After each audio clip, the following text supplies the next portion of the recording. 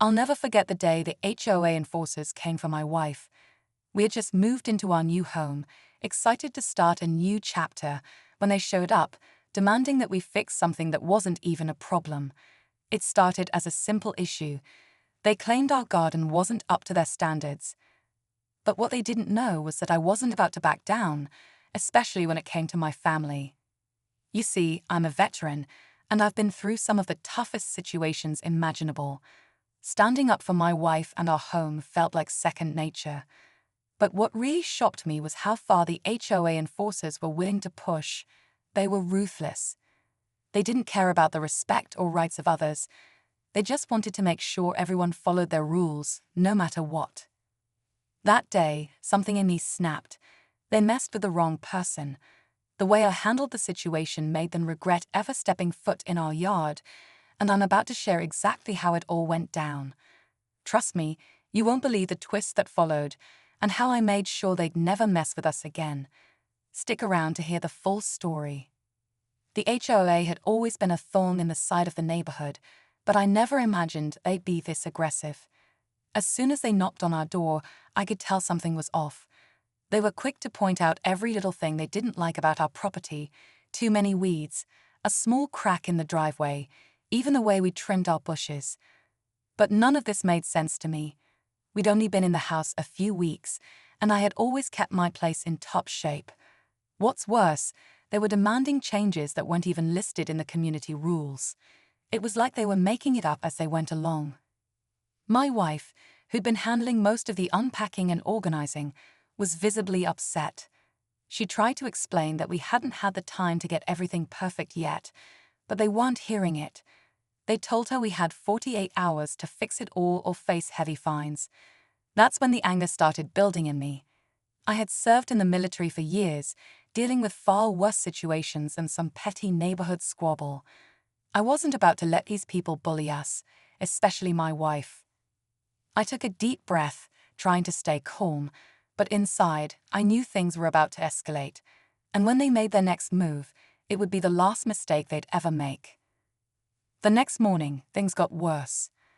I caught one of the HOA enforcers walking through our yard, without even knocking, snapping photos like he was building a case against us. I stepped outside and calmly asked what he was doing. He barely looked at me and said, "Just documenting violations." Violations. We had barely unpacked all our boxes, and now they were treating us like criminals over a flower bed and a cracked walkway. My wife was trying to keep her cool, but I could see the stress weighing on her. That's when she told me something that hit a nerve. One of the enforcers had come by while I was at work and raised his voice at her, accusing her of ignoring warnings. She said he stood too close, talked down to her, and made her feel small. That didn't sit right with me. Nobody talks to my wife like that. I decided I needed to start documenting everything: dates, times, photos, even setting up cameras. If they wanted to play games, I'd play smarter. I started talking to other neighbors too. Turns out, we weren't the only ones being singled out. A veteran down the street had been cited for having a flag that wasn't regulation size. A single mom got fined for her kids' bikes being left on the porch. It was clear, this HOA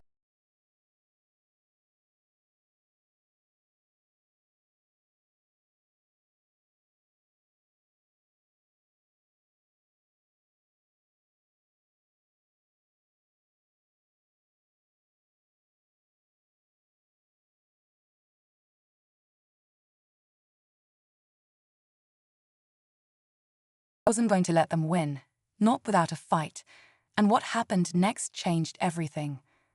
That 24-hour notice lit a fire in me. I wasn't about to back down, not after everything my wife had been put through. I spent that night digging through the HOA bylaws, highlighting every vague line and contradiction I could find. They wanted a fight. I was going to give them one, by the book, but on my terms. And I wasn't alone anymore. A couple of neighbors had started stopping by, sharing their own HOA horror stories. One had been fined for planting non-approved flowers. Another was threatened over a fence that had been standing for 10 years. The deeper I looked, the clearer it got. This HOA board was being run like a private club, picking and choosing who they went after, and they especially didn't like new residents questioning authority. I began collecting all the evidence and even filed formal complaints with the county. The more pressure I've put on them, the more aggressive they got. We started getting letters almost daily, each one more threatening than the last. Late at night, we'd hear footsteps outside our house, but every time I looked, no one was there.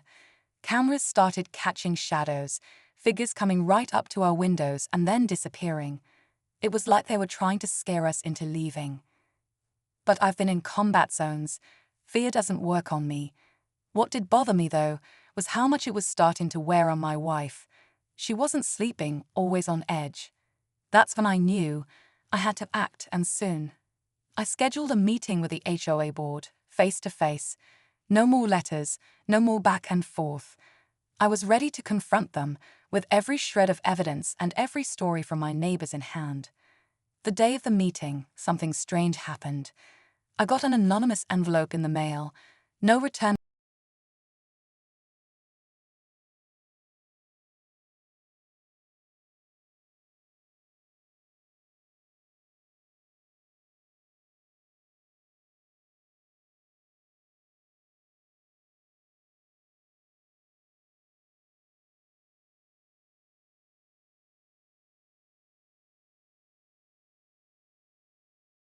It wasn't just about fines or flowers or fences. It was about protecting my family. And what happened in that boardroom next? Well, let's just say everything changed. But that part of the story, what I said, what they did, and how it all ended, you're going to want to hear that for yourself. Walking into that HOA board meeting, I had one goal: call them out, expose everything, and protect my wife. I had the photos, the complaints, the footage from the cameras, every last piece of evidence lined up. But as I stepped into that quiet, cold room, something immediately felt off. The board members didn't look surprised to see me. In fact, they looked ready. I laid everything out calmly. No yelling, no threats, just facts. I showed them the photos, mentioned the anonymous envelope, and asked them, face to face, why they were targeting us and other residents. One of the board members, an older man who barely spoke during the meeting, suddenly slid a folder across the table. "You want to know the real reason," he said. "Check this." Inside the folder was a property map, our neighborhood, highlighted with color-coded lots. But here's the twist. Our house, along with several others that had been targeted, was marked in red. Turns out there was a quiet push by a local developer to buy up the homes on our side of the street, knock them down, and build luxury townhomes. The HOA was allegedly helping pressure owners into giving up, using fines and scare tactics to drive people out, and we were never supposed to find out. That changed everything. This wasn't just personal harassment anymore. It was about money, backdoor deals, and power. And we were caught right in the middle of it. The board never expected anyone to fight back, let alone a veteran with a paper trail and a growing list of angry neighbors. Just when I thought I had them cornered, another curveball hit. After the meeting, I returned home to find a notice taped to our front door, not from the HOA, but from a law firm. It claimed we were now in violation of a new zoning ordinance, something no one had mentioned before. The timing? Way too perfect. Now it wasn't just the HOA I was dealing with, it looked like the developer was in on it too. And suddenly, what started as a few fines and warnings had turned into something much bigger, much darker. I didn't know who I could trust or how deep this went, but I did know one thing: they weren't going to push us out quietly. And I had one more move they didn't see coming. That law firm notice was the last straw. I knew then that this was no coincidence. It was all connected. The HOA, the developer, the sudden zoning change. It was a setup from the beginning. But they underestimated the one thing I had that they didn't: discipline, training, and a network of people who were just as fed up as I was. I rallied my neighbors and laid everything out. The hidden development plan, the red-marked properties, the intimidation tactics. It was all right there. We decided to take it public. I gathered all the evidence, organized it into a clear timeline, and we took it to the local news. Within 48 hours, a reporter showed up on our street with a camera crew. And let me tell you, once the story hit the air, everything changed. The HOA board scrambled to release statements. The law firm suddenly backed off, and the developer, they went quiet, completely disappeared from the conversation. But here's a twist nobody saw coming. A few days after the story aired, I got a call from a former HOA board member who had resigned quietly months before.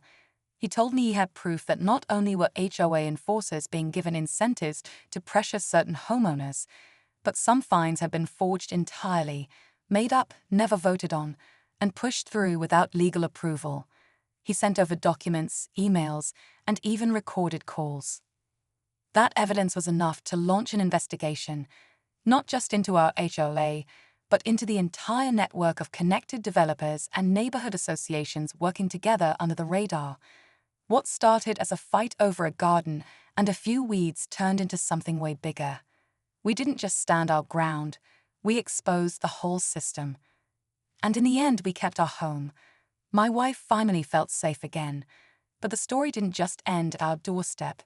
It became a warning to every HOA that thought they could push around the wrong people. Because the truth is, they messed with a veteran, and I wasn't the one who backed down. They were. After the investigation was launched, things in the neighborhood slowly returned to normal. The HOA board was suspended, and a temporary committee was brought in to manage things fairly while the legal process played out. Several of the fines issued to residents, including ours, were officially voided. Some people even got partial refunds. It wasn't instant justice, but it was something. More importantly, the intimidation stopped. No more surprise notices, no more strangers creeping around with clipboards, just peace. My wife started sleeping better, and neighbors who once kept to themselves were now walking up to us, saying thank you. It wasn't just about winning a fight against an unfair HOA. It was about reminding people that they have the right to stand up, ask questions, and demand fairness. As a veteran, I've seen how important it is to protect the things and people you love. This wasn't a battlefield, but it felt just as important. Looking back, I never expected a simple HOA complaint to turn into something this big, but I'm glad it did. Because now, not only do we still have our home, we helped make sure no one else in our neighborhood will be pushed around again. And that, to me, was worth every second.